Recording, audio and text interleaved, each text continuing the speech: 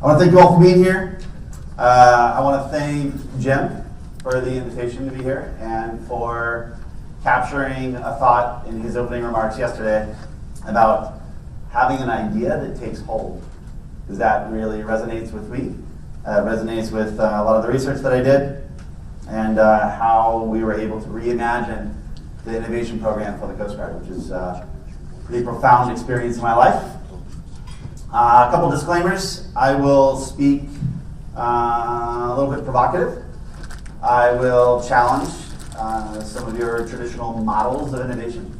But what we did was right for the Coast Guard, and I'm not saying that that's right for everybody. It was based on human-centered design.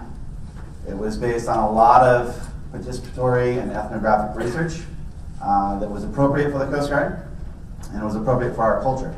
So if you like what you hear and you want to talk more about that, then we can chat. I'm not saying that this is a prescription for everybody. So that's my disclaimer number one, is that this was appropriate for the Coast Guard. The disclaimer number two is today is an AFD.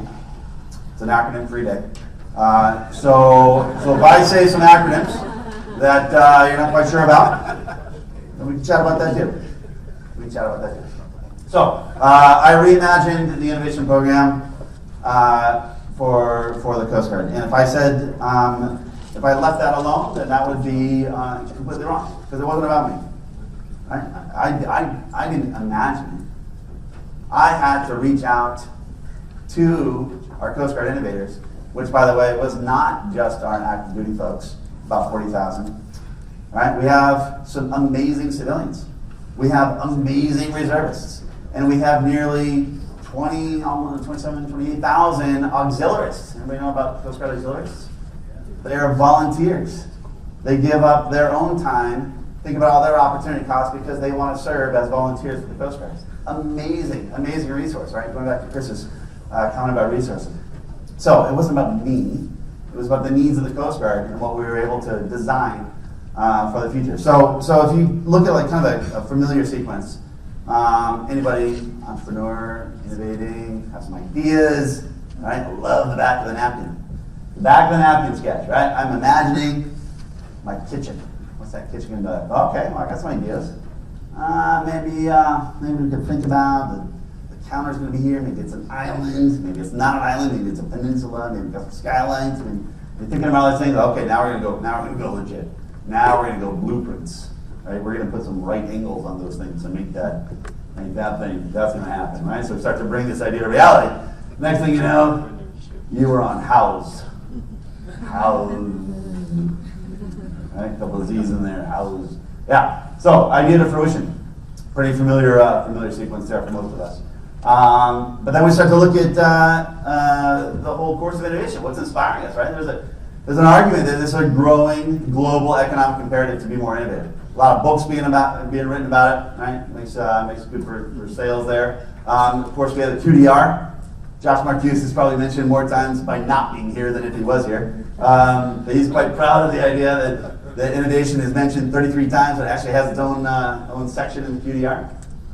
We also have the Defense Innovation Initiative, a little bit dated, 2014 there. And also Task Force Innovation from SecNav, so a couple of nice memos coming out. And so I started to think about, okay, well, there's this imperative to be more innovative. We had to figure out a way that works. Historically, the Coast Guard has had an innovation program for well over a decade. So this was pretty sexy times in the turn of the century. E-government, right? So trying to go paperless. How'd that work out? Email was kind of a big deal back then. And so the Commandant of the Coast Guard at the time wanted to have this finger on the pulse of what's going on with innovation. Created an innovation council, and then they started featuring people that were being innovative within the Coast Guard, and it became an expo. Right? So the Coast Guard innovated really, really, really hard for 2 or 3 days a year, and then it kind of went back to the status quo. And that was the innovation program. It was actually innovation in name only. It was more of an awards program. We have an amazing group of men and women in the Coast Guard that have incredible ideas, but they were really only featured or honored for a couple days a year. And that was our innovation program, if you will. What does it look like when innovation is a daily process? So I started looking at what's going on in the private sector. So the private sector is kind of this nice, it's nice to think linear. So you have an idea, the idea goes through some strategy, there's a design, there's a business strategy, it all comes together, and funny enough, you have this amazing new product, right? Everybody loved it, all kinds of sales, and everybody's happy, and maybe you retire early. So what does that look like in the Coast Guard? So, okay, so we got a couple of gaps here. What's going on here? How do we foster ideation? How do we look at a strategic influence or a sponsorship? Who's responsible for this? Oh, and by the way, can we actually transition and implement things? How do we actually turn an idea into a program of record? And what are our metrics on that one? Not so good. So we have a couple of organizations. CG7 is requirements and capabilities, and we have our CG9 is applied research and testing and evaluation. But they don't close those gaps, right? So those are basically the folks that are responsible, but they don't close the gaps. So then I started thinking about the change equation. Anybody familiar with this? Yeah, nice. Gene Lepke taught this to me. And if you Google the change equation, this is a 1940s change theory model. You can use any letters that you want for the variables there. But I leveraged this model within human-centered design to figure out where we actually needed to make a change for the Coast Guard's program. So I said, well, A effectively says, how dissatisfied are people with the status quo? B represents how clear is the future state. C represents, is there a path to get there? And D represents the opportunity cost or the transactional loss of what are you giving up to actually go there. So with the application, again, this is all rooted in human-centered design, all how you foster change. What does it take for change to actually occur? So I said, okay, well, it's kind of inspired by Michael Bloomberg. That successful innovation is really about the ability to execute your ideas, right? Not just having the idea, but actually executing the idea. So this slide is intentional. I'm going to ask all of you, it's kind of hard to do in a room like this, but this is pretty effective if you get a different room. Close your eyes. I'll say we turn the lights out. And I would ask you to please hit the target. Anybody? Who's thinking what target? Where's the target? All right, open your eyes, please. Thank you so much, because every time you say, hey, everybody, who's got a good idea out there? Like, what am I aiming at? What am I solving for? How do I even know you're going to fund this? Right? So A is how dissatisfied are people with the status quo. Turns out people are really dissatisfied in the Coast Guard. We have 3 different channels to solicit, I have the best idea, you should check this out, and yet they are completely redundant, and there is no guarantee that your idea is going to come to fruition. Right? There's no guarantee that your idea is connected to a strategic need, that your idea could even be funded, or that an admiral or SES even cares about what you were thinking about. Right? Just because you put it in a form doesn't always connect those dots, which is why we have those gaps on that line I showed you before. In terms of B, what could it be like? Right? What could the future vision look like? What if I actually showed you what to aim at? Now could we hit the target? Now could we hit the bullseye? Now do we have higher degree of accuracy of the ideas that we want to bring to fruition? Right? Innovation programs cannot be all things innovation to all people.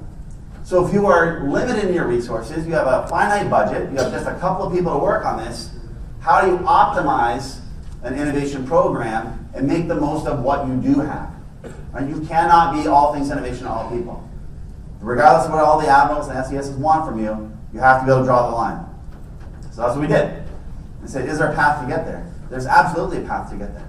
And we looked at that path, right? We looked at what is kind of the status quo for a lot of innovation programs out there. It's very linear, right? There's a problem, there's a solution, there's a chance to validate that, and there's a chance to implement that. And we started to see that's kind of what we see in most models right now. It's like, hey, I've got this idea. You should totally check this out. Look at what it solves. Right? The chances of anybody investing in that, it's a different model. It's more like a VC model. So innovation is messy. Innovation is messy. And we like it messy. Spaghetti is best enjoyed when all the noodles are intertangled within themselves, right? It looks nice on the store shelf and everything's nice and linear and boxed and in a straight order, but that's not how innovation is meant, right? It's not how spaghetti is meant to be enjoyed. So what we did is we connected to a challenge. We said, hey, Admiral, what keeps you up at night? How might I leverage what keeps you up at night crowdsource that within the whole Coast Guard, not just active duty, but I want the auxiliaries to participate, I want the civilians, and I want the reservists. Everybody has an equal voice, and we leverage that through a crowdsourcing platform that we can actually have ideation and collaboration together in real time. Right? We can plus up ideas, we can vote up, we can vote down, we can elaborate, we can collaborate, right?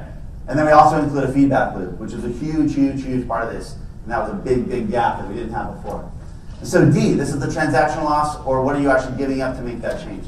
And I'm happy to say that in terms of a lasting change, I was really worried about, the general mentioned this yesterday, not that I'm comparing myself to the general, but the idea about people will wait you out. Right? If they think that your ideas are too disruptive or too bold, then they will wait for you to leave because you're going to be gone and they're still going to have their cubicle of excellence, right? COE. So they're still going to be rocking their cubicle of excellence long after you're gone, and they're happy with that. So I'm proud to say that having been out of the Coast Guard for over a year now, the innovation program is actually more lively than ever. The crowdsourcing still works. Human-centered design absolutely works. The Coast Guard's been using it for strategic leadership, for their cyber strategy, the Commandant's strategic intent. Senior leaders are embracing it, and it is legit. So this is an example of how it actually came to be. So rather than saying who out there has a good idea, the chief of engineering said, listen folks, I know that there's talent out there, and this is what keeps me up at night. How might we actually ditch this whole model?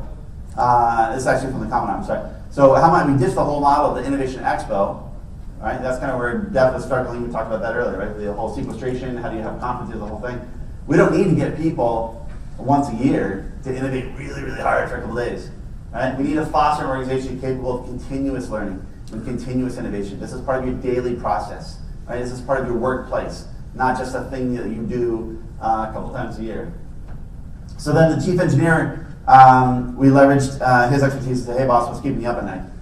He said, you know what, I got to figure this out. I want to know how might we reduce our shoreside power consumption when our ships come up to the pier. I don't know if that's a policy. I don't know if that's a product. I don't know what that solution is.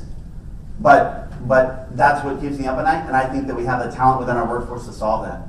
So he gave us the freedom to go for this kind of 2x2 grid here, where we started to think about, this is our problem, and this is our solution. And then we started to think about, is this known? And this is unknown. And you can kind of put this together here. And if your problem is known, right? We talked about problem framing yesterday as well. If your problem is known and your solution is unknown, that's a great space to be. That's a great place to make to learn. That's a great place to start innovating around. That's a great place to leverage your talent and start figuring this out. And that's exactly what the chief engineer did. All right, so we want to say, I don't know what the solution is, but I know that we have a place to get there. Now, the converse of that is what happens if you're in a situation where your problem is unknown, but your solution is known. That is danger, my friend. That is a solution in search of a problem. Right? Watch out for that. If you're in this space where your problem's known, and your solution's known, that's eureka. Right? That means that we've got it all figured out, and that is pure joy, pure delight. So we ran this challenge, we ran it live, and we had some really, really cool outputs from that. What ended up happening was a lot of iteration came around that, and they said, okay, well, what if, when the ships come to the pier, what do they need? Right? And the actual power consumption from individual ships was quite high, so could they combine them? They said, well, let's look at our heating systems. So could we leverage a shared heating system? And they said, yeah, we could totally do that. It would be so efficient, blah, blah, blah. And all these reasons, all this collaborative energy around this are super, super cool. And they said, wow, that's a big footprint. All the heating systems are a really big footprint.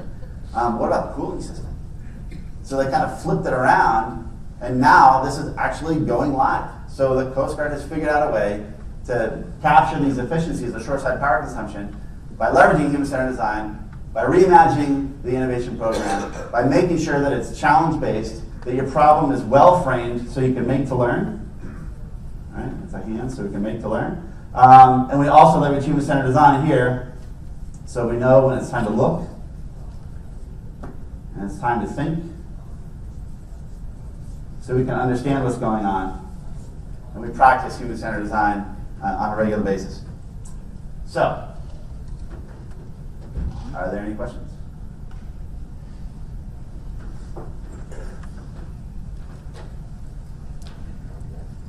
All right. Well, thank you, ladies and gentlemen. It was fun to.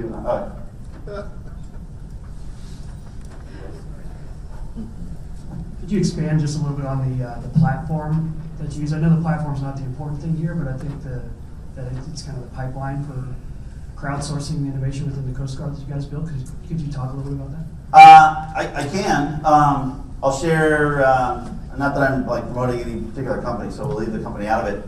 But I'll tell you, like, one of the biggest challenges around that was, do you go for an organic effort or do you go off the shelf?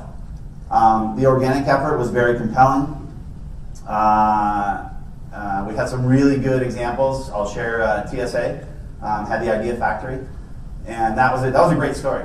And so by applying human-centered design, there's a method called contextual inquiry, where the story behind this, as part of my research, was that I figured when I go to work every day and I get behind my computer, this is actually how I type,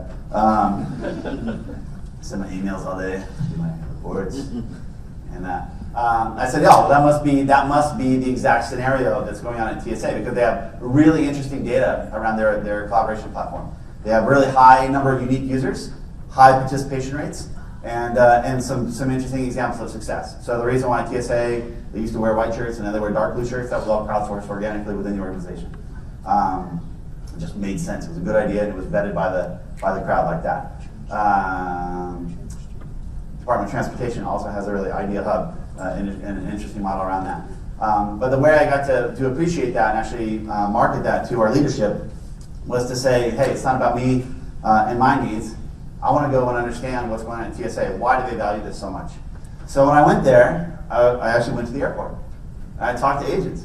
And I saw them, and I said, wow, these people do not go to work and sit behind their cubicles of excellence and type like I do all day. They actually stand behind the kiosk like this, and they check passports, and they check tickets. But what they were doing is they were coming to work early, and they were staying at work late, just so they could sit down on a shared computer and participate in a platform.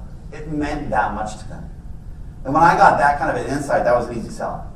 I would say, hey boss, we got to do this, right? This is the collective wisdom of our workforce, and we captured group authorship towards the most compelling ideas.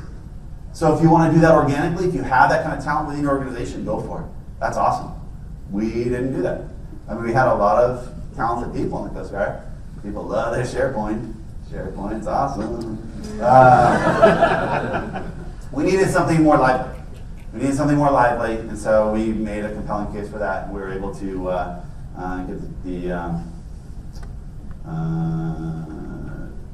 get all the computer ninjas around it so that they were happy. So there are a lot of requirements in that. That's a whole other story. But we were able to accomplish it. It was successful, and it's actually it's running quite well right now. So hopefully that answered your questions. There's merit to it. If you can do it organically, go for it. If you can't, there's some amazing off-the-shelf solutions.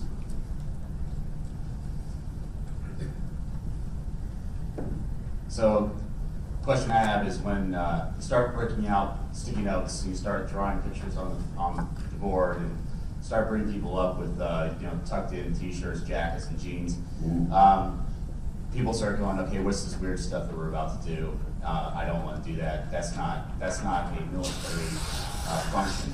How do you overcome that resistance to thinking different ways and trying new techniques?